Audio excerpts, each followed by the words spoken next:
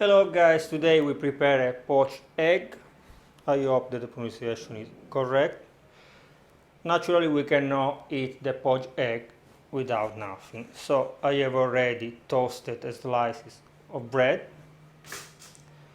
and also 2 slices of bacon. Now we should put our egg in hot boiling water, but should boil a little bit, not too rush. And the pot I put already 1 teaspoon of white vinegar.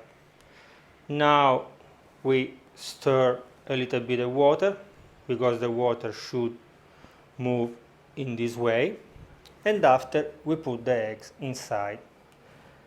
Remember that you should open the egg in a small jar like this and after put in the water.